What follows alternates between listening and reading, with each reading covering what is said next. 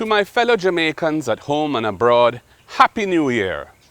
2021 has come and gone, and my family and I wish that 2022 will be a safe, healthy and prosperous year for each and every one of you.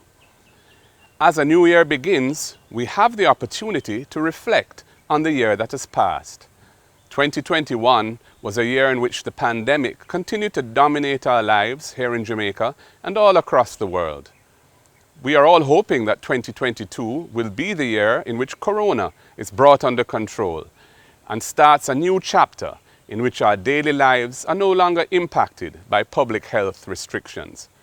Achieving this will require us to continue to act responsibly in how we conduct ourselves and observing the routines that have helped keep us safe over the past 2 years. 2021 was a year when the impact of the global pandemic continued to negatively affect the economy and people's daily lives. The economy continues to operate at a level well below where it was before Corona struck.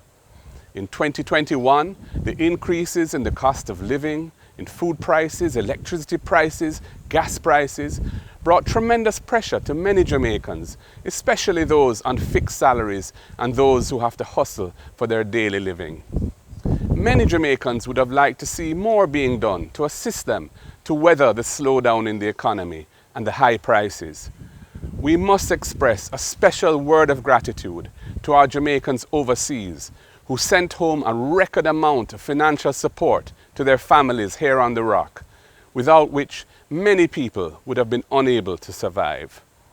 We hope that 2022 will see the continuing recovery of the world economy and that the global tide will also lift us here in Jamaica and ease the hardships being endured by many Jamaicans. We also wish to see more being done to protect the vulnerable among us who are close to the edge of survival and need assistance. 2021 was a year in which the education of our children continued to suffer terribly. Hundreds of thousands of students, especially those at the basic, primary and secondary levels, have received very little, if any, education for nearly 2 years. Remedying the negative impact of this learning loss must be an immediate national priority, requiring absolute focus and policy attention. 2022 must see the rollout of a well-funded series of measures that will remedy the negative impact suffered by these students, to repair the situation and prevent them suffering long-term harm. Last year was a year in which violent crime continued to blight the nation, with murders up 10% in 2021 over the preceding year. This coming year, we need to see the full rollout of all the tools available to bring this scourge under control.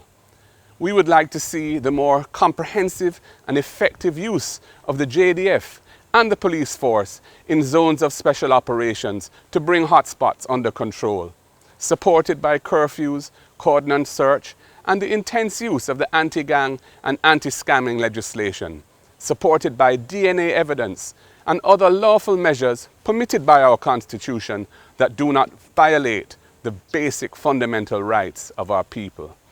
We need to see more action to strengthen the legislative tools to support law enforcement, including enhanced surveillance capabilities and updating of legislation against illegal weapons, guns in particular. We also need to see a more balanced approach to crime prevention, including investments to address the structural failures in the education system that promote intergenerational poverty and inequality in our society. And we need national programs to give hope and opportunities to vulnerable youth who have left school with little or nothing to show for it, all too often ending up taking the wrong path in their lives to the detriment of us all. 2022 brings hope for a new day. As we enter our 60th year of independence, we should recognize this milestone by taking the steps that will give Jamaica a Jamaican head of state and relinquish the colonial legacy of having a foreign monarch as our queen. This is not mere empty symbolism. It is fundamental, an issue of national identity and national self-confidence. It is an important expression that we believe in ourselves as Jamaicans and believe that our destiny as a nation and a people lie in our hands and must be of our own making. I salute our sister nation Barbados, its fearless leader, Prime Minister Mia Mottley, and its opposition party for resolutely and successfully pursuing independent statehood as a mature, bipartisan national effort. Jamaica must act now and not waste this opportunity for positive change that has arisen with the momentum now building behind this issue. We also join with the judiciary in calling for the other colonial vestige, which is the distant and inaccessible Privy Council, as our people's final court of appeal, to be replaced by the excellent, effective, and accessible Caribbean Court of Justice. 2 previous attempts to achieve this were unsuccessful because of a lack of bipartisan support. Surely we can do better and join hands to complete Jamaica's constitutional independence. Having settled those 2 long outstanding matters, we will then be able to work together on other beneficial reforms to our Constitution that will strengthen our participatory democracy and bring greater accountability to those entrusted with the governance of our country. In 2022, let us put an end to the corruption and dishonest dealings that have become a constant blight on our public institutions. Jamaica deserves honest government, where scarce public resources are used for the sole benefit of the Jamaican people and not for the personal enrichment of those who have been entrusted with the governance of the state and its institutions. The constant episodes of dishonesty in public institutions undermine the legitimacy of our democratic way of life, hurt our economy, and weaken the rule of law, which must be the basis of our national life. Jamaicans are sick and tired of being let down by their political leaders. Better must come. In 2022, let us recommit to policies which build social cohesion, reduce inequality, and are inclusive of all members of our society without discrimination or exclusion.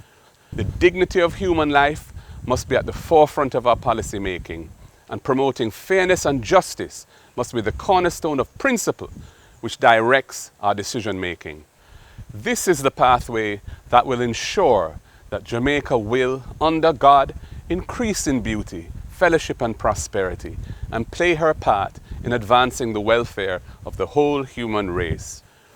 For 2022, I pledge the love and loyalty of my heart, the wisdom and courage of my mind, the strength and vigor of my body in the service of my fellow citizens. I promise to stand up for justice, brotherhood and peace, to work diligently and creatively, to think generously and honestly. Let us dedicate our energy and efforts in 2022 to taking Jamaica, land we love, forward to a new and better place. Together we can do it. Together we can make the change. Happy New Year, Jamaica. One love.